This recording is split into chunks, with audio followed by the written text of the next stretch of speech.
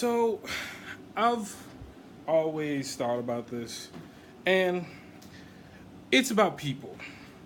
Why I think, well, it's more of a statement, I should say.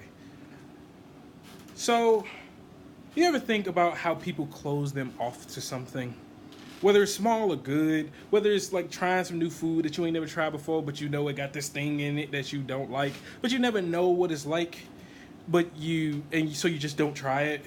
I think that is an integral part of humanity. That curiosity is what brought humanity to where it is today. And I think all humans have that little tinge of curiosity, and every human should have that tinge of curiosity.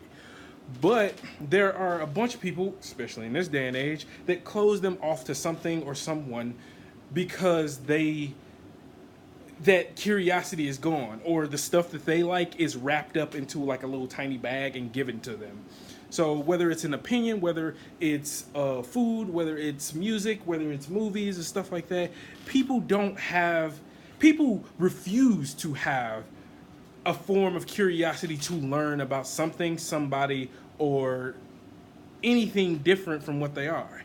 And I think that's kind of, at some point, that's what kind of makes people racist, because you go to a point of life that you've been dealing with your entire life. You've been wrapped around this certain group of people. You've been put into this position at this point in your life, and you never delved out of it because people taught you not to delve out of it. Whether it's you surround yourself with white people, you never go around black people, you never see out of your little circle. Or as a black person, you never see out of your little circle. Or as a Mexican, Asian, you just never see out of that circle, and you never want to go out of that circle. There's nothing you feel is out there for you.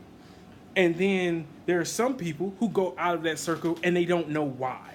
And they go out and they have one bad experience and they never want to go out again. Or like recently, I was accused of stealing from someone's house. The lady talked to me and told me I was the first black person in her house in years. Like actual years. And I was just like, why is that? She's like, never had a reason to invite somebody in, and never really had any plans of a different color.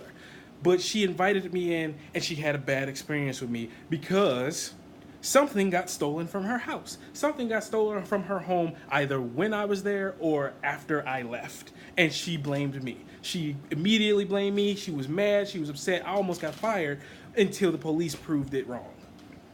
But she had a bad experience, so most likely it's going to be another 10, 20 years before she invites somebody else of color in her house.